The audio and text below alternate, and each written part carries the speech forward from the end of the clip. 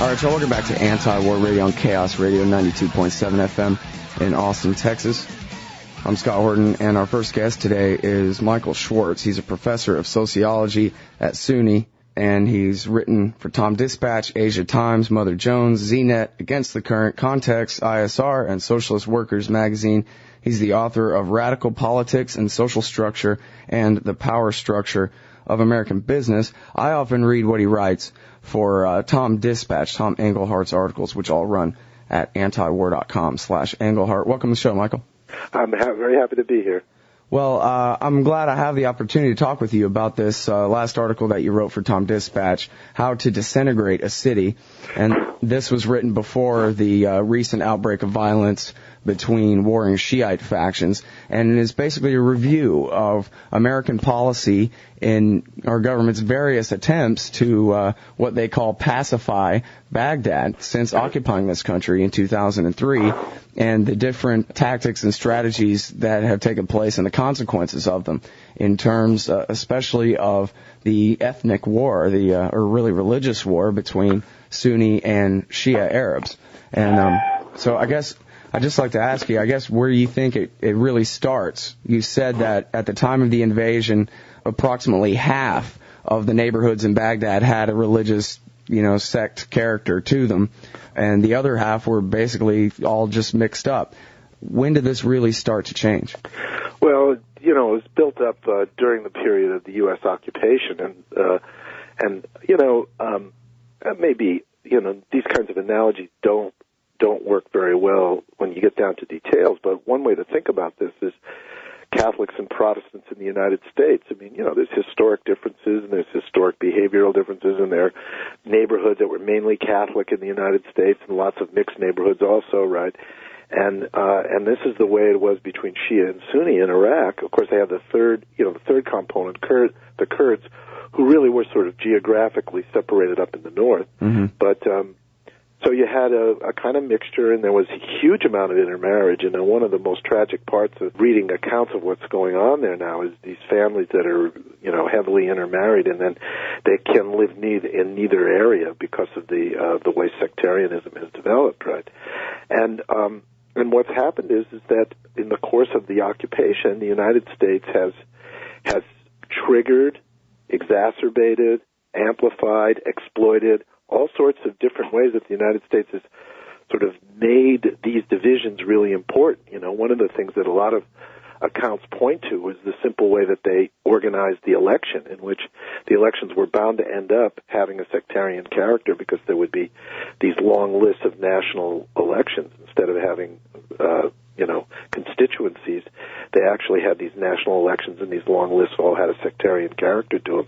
So then the government was going to have a sectarian character to it, and on down the road. But what we see, for example, in Baghdad, the real trigger for these ethnic divisions in Baghdad began with the Battle of Fallujah, ironically, which Fallujah is virtually a 100% Sunni city outside of Baghdad, but it produced somewhere between 20 and 100,000 refugees.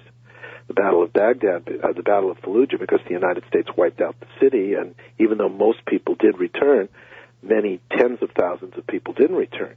Most of the people who didn't return went to Baghdad. And what happened was that they were crowding into various neighborhoods.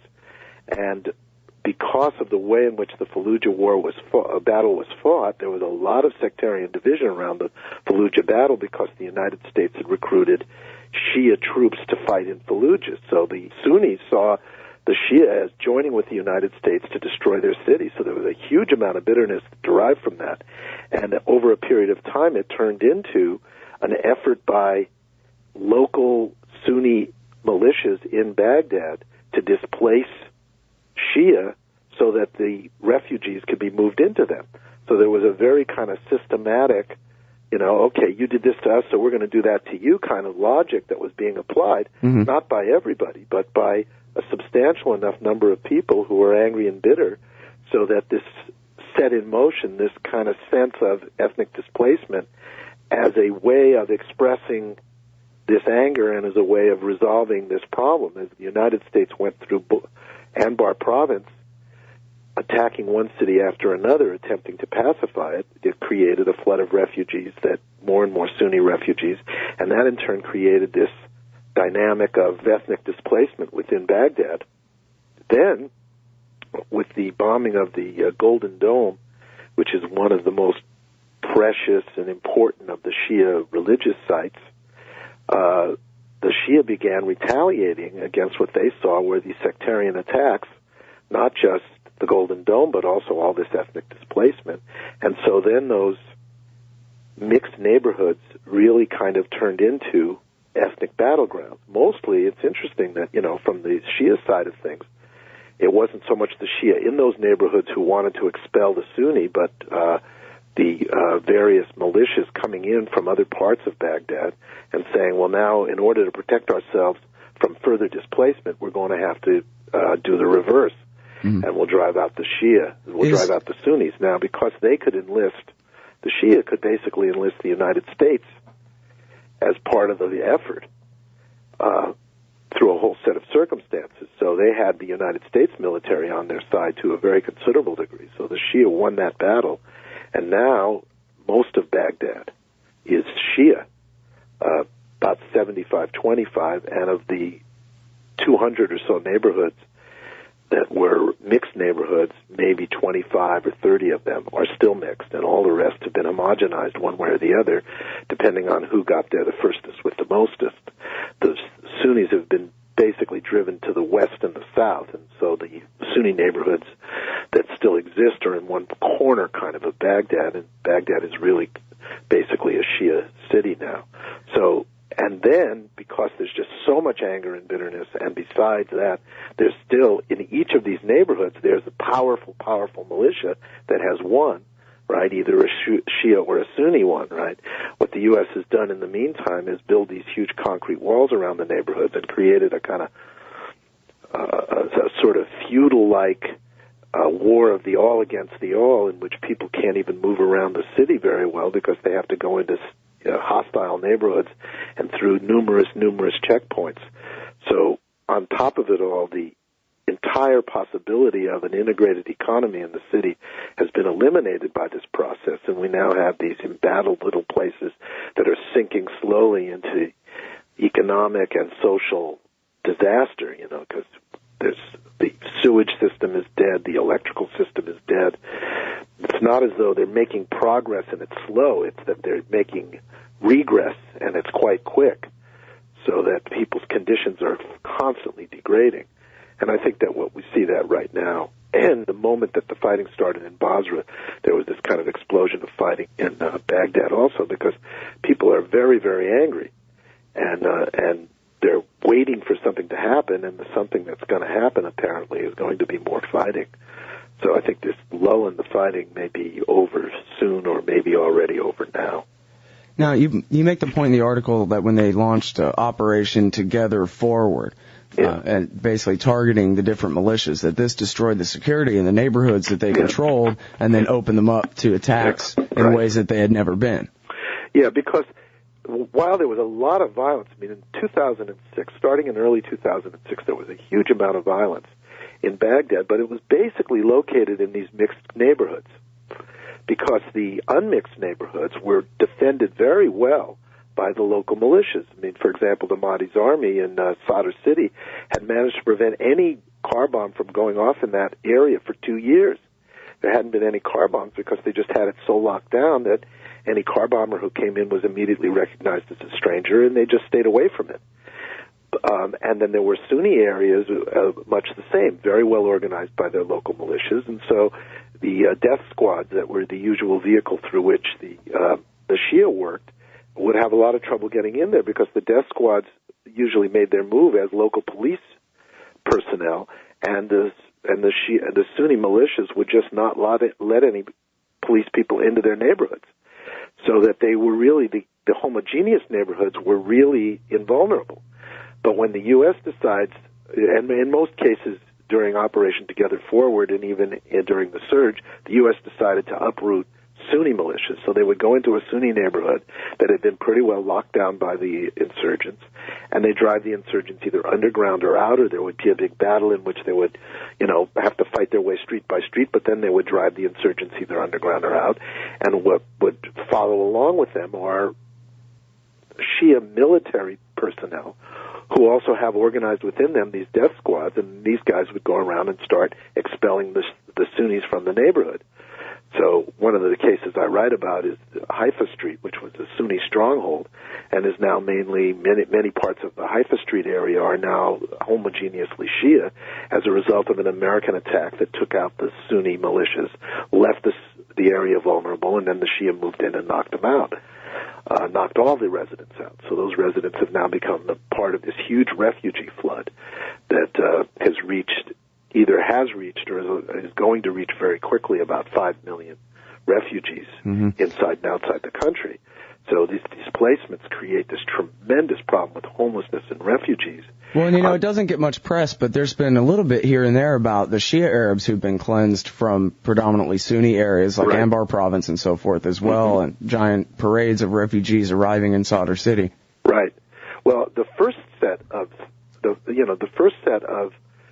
Shia refugees were produced in Baghdad themselves by this early ethnic dislocations that were triggered by Fallujah. And so at first the main Baghdad refugees that you saw were Shia who were either going to Sadr City or moving south back towards their ancestral homelands because, the Baghdad Shia community is relatively recent, last 40 or 50 years. So a lot of people went back down to Karbala or even to Basra where their families were. So you got this first wave of Shia displaced refugees, right? In late 2004, all through 2005, it's mainly Shia that are being produced.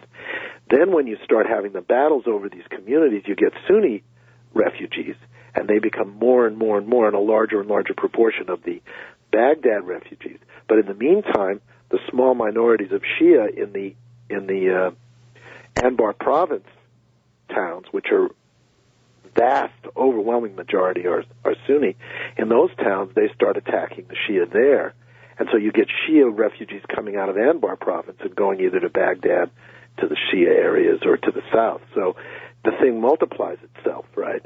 And it isn't as though the only place where you find refugees is where the United States has sort of stimulated it, right? It's taken on this tremendous life of its own. Well, now, is all of this just complete incompetence? I mean, believe me, I can see a bunch of generals saying, we'll send our Marines into Fallujah and we'll kick butt and we'll break the back of the insurgency and there won't be any consequences from it. I mean, believe me, I can see that. On the other hand, Richard Haas and the guys at the Council on Foreign Relations came up with a plan years ago that said, let's divide Iraq in thirds. That'll keep them from fighting. And I guess, the major question is who gets Baghdad? And the policy seems to have been let the Shia take Baghdad. Well, I think that you would have gotten an insurgency with that policy also, because except for the Kurds, who are divided, but I think the majority of Kurds would like to be an independent country, the public opinion in Iraq on both the Shia and the Sunni side are that they don't want separate countries. So right, it's only Abdulaziz al-Hakim from the Supreme Islamic Council who says he wants a very strong federal system. Everybody else is a nationalist, it seems like.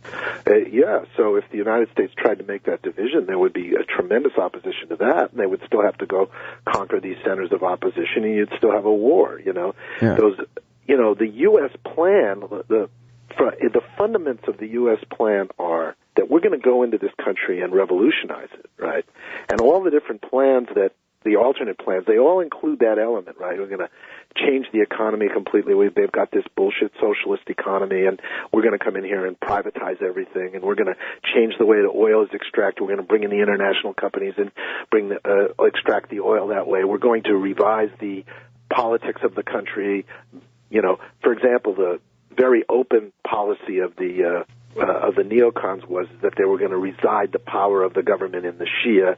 In a particular element in the Shia, they wanted a Shia government that was also anti-Iranian, right? Which is a very hard sort of political middle ground to find in Iraq. Well, and if they really wanted to do that, they'd have to side with Sadr, except he's so strong, he doesn't need us, so they back the Iranians instead. And he's a nationalist, and he opposes the entire American economic plan for Iraq, right? So, the whole thing is that we're going to go in there and we're going to try to do something that is not spontaneously anybody in Iraq would do. So we're going to have to revolutionize this government. We're going to have to force this economic change. We're going to have to force this political change. So the whole thing has as its fundamental quality that the United States is going to go in there and revolutionize this society against its will. As soon as you have a policy like that, even if you disagree about the details of it, you're asking for a war. You're asking for every kind of resistance these people can put up. And so they have put up pretty much any resistance they could think of putting up. Well, we just need to send Karen Hughes over there to explain to them that it's their best interest that we're looking out for. And once they understand, they just don't understand how good America is. They just need to explain to them better. Yeah, I think that there's a tendency, and especially located in the Democratic Party, actually, right, that seems to have that attitude, which is that if only the Iraqis didn't have this misunderstanding of what we're up to, right, caused by the incompetence of the Bush administration, you put that in, that they would, happily accept what the United States is trying to do. I think, though, that those people who take this position are the ones that don't have an understanding of what the U.S. is trying to do. And the Iraqis, in a sense, do. I mean, for example, in Iraq, their oil resource is like a precious national resource. Right? They don't just see it as just something that they buy or sell. They see this as something really, really important. And they're wholeheartedly committed to having a government that makes the fundamental decisions about the disposition of that oil, and that oil be used as a sort of sacred trust to build up the country, right?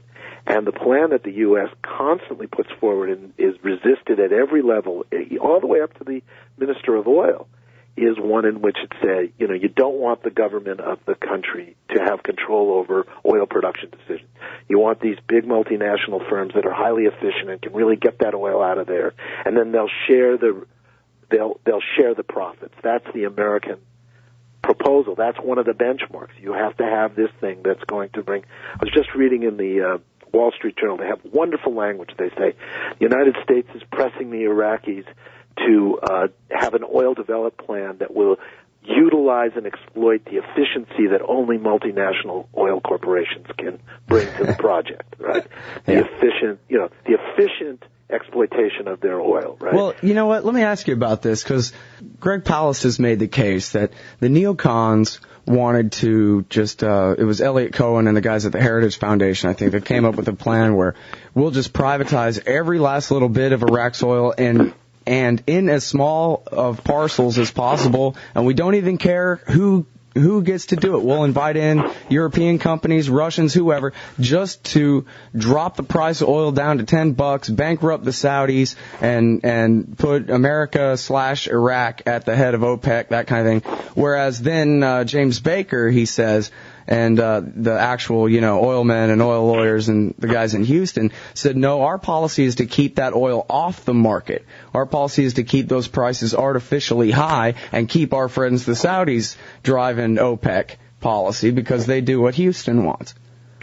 Well, I'm sure that you can find people who express both of those points of view, but we know enough from the Cheney Energy Task Force in 2001.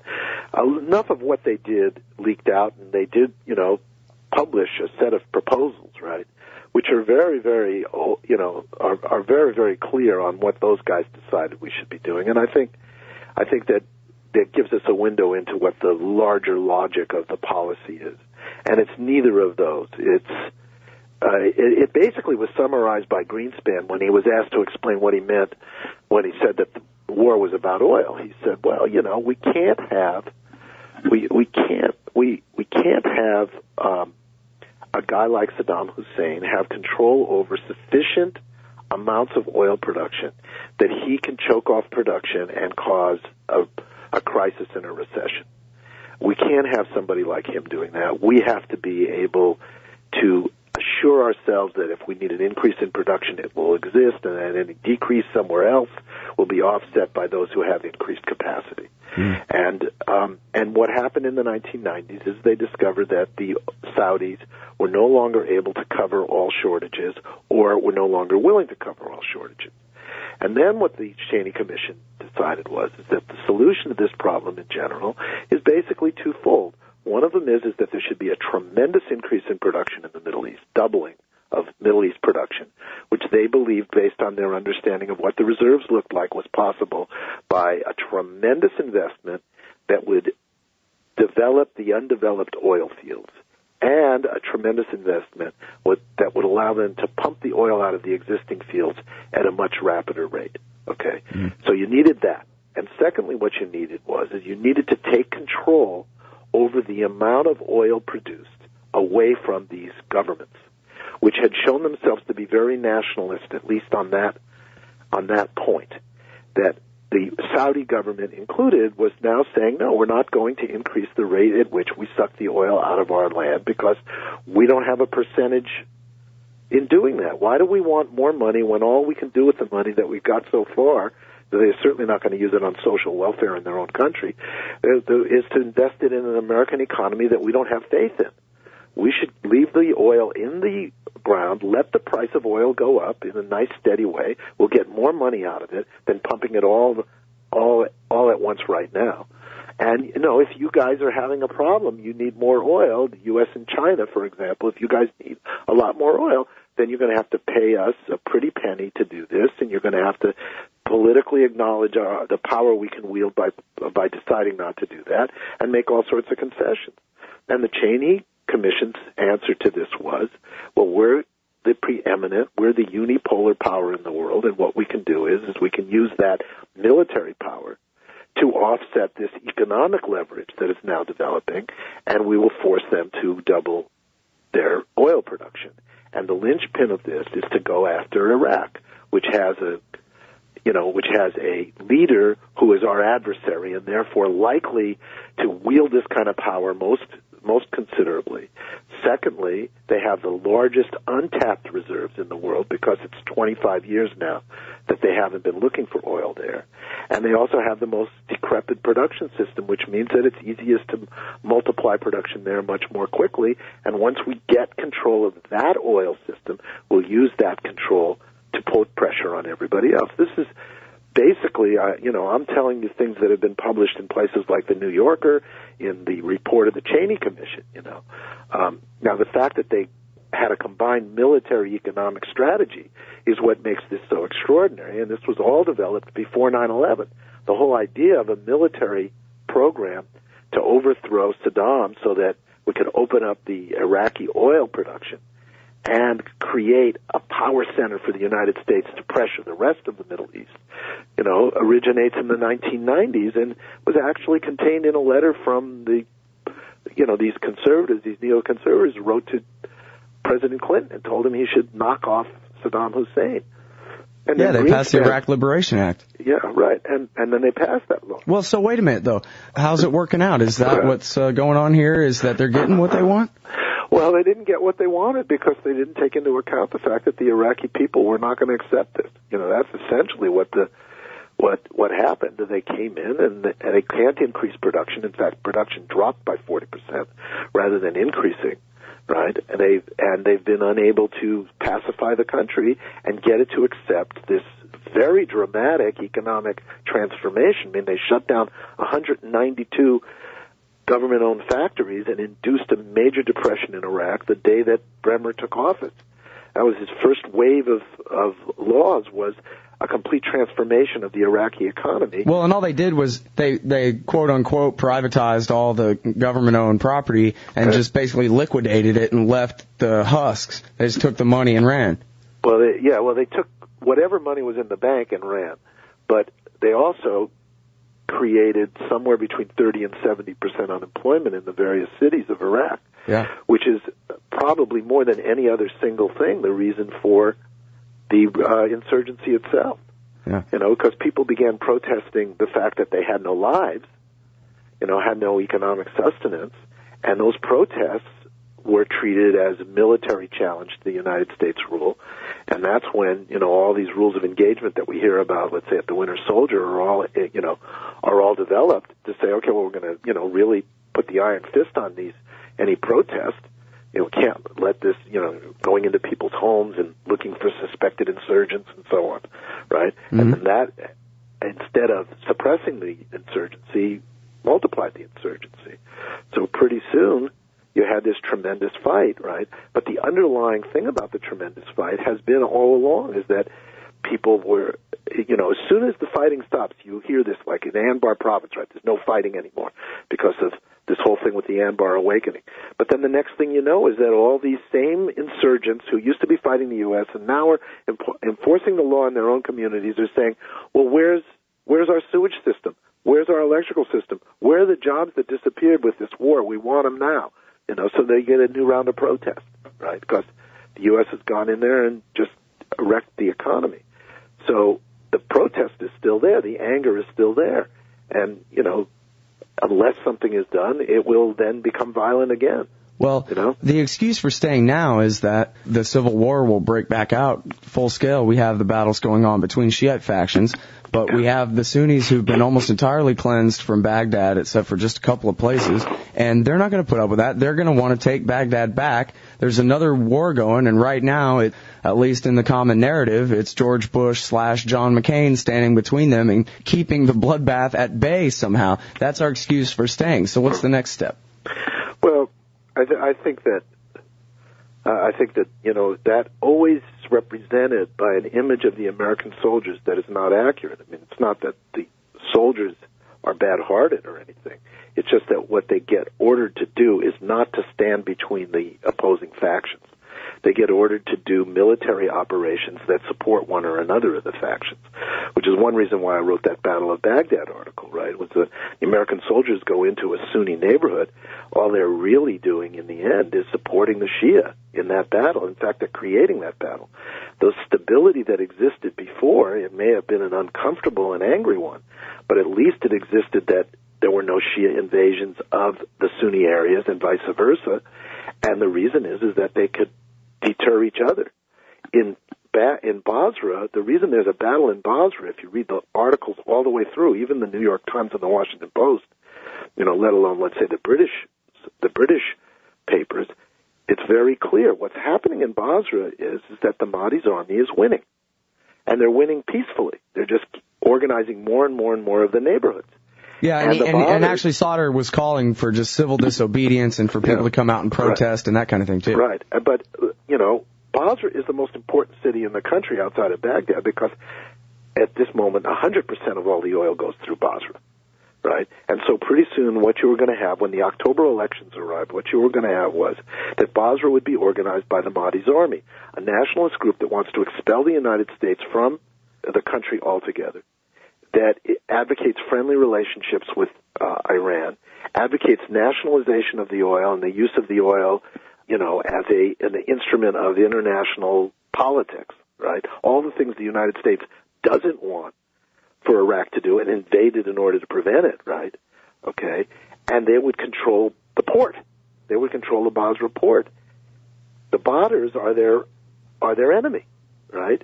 The Badrs have the national government on their side. So now the national government decides, well, what we're going to do is if we let this go on peacefully, they will take over the city. So we have to stop it, so we're going to violently stop them from doing it.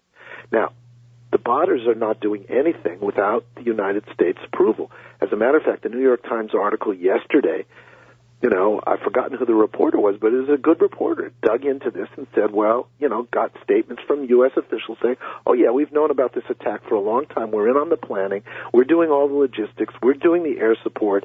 We've got people at the front lines of this battle calling in the air attacks when they're needed, right? The United States is completely behind this operation. And Gareth Porter on Friday speculated that Cheney arranged it during his recent visit. Yeah, right. For example, it might well have been that what we know Cheney did do is urge them to clean up the Mahdi's, right? We know he urged them to clean up the Mahdi's, do something decisive. Whether this was the specific thing he told them to do, we might not find out. But the point of it is that operation cannot exist without the United States military deciding that it should happen and providing the Iraqi military with all the things that they don't have themselves, like the artillery, like the air power, like the forward control, like the command system. The command system is an American command system. The planning system is an American planning system. That fight would not occur if the United States was not there. The Mahdis would run that city. That's what would happen, right? So the idea that we're standing between these fights is wrong.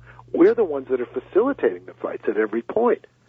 Without us there, the war, these differences would get settled. They might not get settled in a very good way, especially as far as they've come now. I mean, whether the Shia could go back into Anbar province, I don't know. I'm not sure many Shia would even want to risk it. Whether the Sunni could get back these mixed neighborhoods in Iraq, in Baghdad that they've lost, I'm not. I'm pretty certain that that's not going to happen anymore. That's history now, right? But going forward, would they continue to fight? Probably the first thing for sure would be that there would be a dramatic drop in the amount of fighting, because so much of the fighting is just plain ordinary part of what the Americans are bringing with them. And since it's still, even in this moment in time, 60% of all the battles in Iraq are between American troops and somebody else, Shia or Sunni militias, right? Those 60% of the battles would disappear right away. Well, and do you think that the Badr Corps would stand a chance if America withdrew? They just have to go back to Iran, huh? I think the Badrs are they've suffered from two handicaps that I think are irredeemable. One of them is that they never really did the kind of local organizing that the Mahdis did, so that groups like the Mahdis or Fadila, which is strong also in Basra, and other local groups are much more popular with the people than the Badrs ever were. Well, and they're supposed to have some local elections coming up pretty soon too. Yeah, and it's clear, every informed source says that the Badrs are just going to lose everything in those elections. That's one problem they have. The other problem they have is they're associated with the Iraqi national government, which is absolutely detested all around the country, not just in the Sunni areas, but in the Shia areas. I mean, in Basra, the people hate the national government because they're having a war with the national government over electricity. They're having a war with the national government over reconstruction funds for their sewage system. They're having a war with the national government over the disposition of the oil, right? Local people hate the national government, right? They see it as just an instrument of American occupation, and the Badrs are associated with them. So it's very hard for them to have a base among ordinary people in the country. And any time there was any way for people to express that, and that doesn't just mean elections, it means, for example, in this battle that's going on in Basra, nobody is on the side of this invading army that's coming in to, quote, reestablish control of the government. Well, there's a lot of people who don't like the Mahdis, but they all hate the Badrs. Well, and a lot of the Badr guys, the lower-level guys, were just taking off their police uniforms and switching sides over to the Mahdi Army where all their friends were. Right. Well, there's a great video, I guess the Guardian had it the other day, in which they actually reported on the number of people in Baghdad who are members of the Iraqi army who have not only gone over to they actually sort of symbolically delivered their weapons to the Mahdis, and said, we'll give you the weapons in exchange for a Koran. We're going to be peaceful now, in some big public ceremony that the Mahdis organized. Yeah, the military is a mercenary military. Why do you think Sadr called off? They had 6 days of fighting, and now Sadr's called for a truce. Well, seems like he had just gone for it. The New York Times coverage today says that there were 3 days of intense negotiations between representatives of the government and the Mahdis over this truce. And I'm waiting to see more coverage and hoping that maybe Patrick Coburn goes down there and finds out the truth, because he often is willing to, dig deep enough to find it out. But it sounds like that this is basically, the deal is that they'll call off this offensive. And what the Mahdis have done during this offensive is extend their control in Basra to new neighborhoods. So they've actually won the sort of battle of Basra, and that this is being presented in such a way that it looks like it's the Mahdis that are doing a unilateral ceasefire. Right. But in fact, what it is it's the withdrawal of the of the Iraqi national troops. And then they get to consolidate their gains, the Sadrs do. Mm-hmm. Yeah. Without having to endure a full-scale American assault, either from the air or the ground. Yeah. I don't think the Americans would do a ground assault. They don't have the troops, but they could really wreck a large part of the city with an air assault. And so I think that this is a way for the Sadrs to get a victory and not have to sacrifice too much of the city. Yeah. All right, so the article is How to Disintegrate a City by Michael Schwartz and Tom Engelhardt. You can find it at antiwar.com/Engelhardt. It's just a few articles ago. And I really appreciate the way this is written in kind of reminding us, taking us back through step by step how we got to where we are. And I know your new book, I haven't read it yet or gotten a hold of it yet, but the new book is War Without End, the Iraq War in Context. So is this the kind of context that if I read your book, it's a lot like this? Well, the book is not yet out, but the war, that's the penultimate chapter of the book, that the Battle of Baghdad chapter. Oh.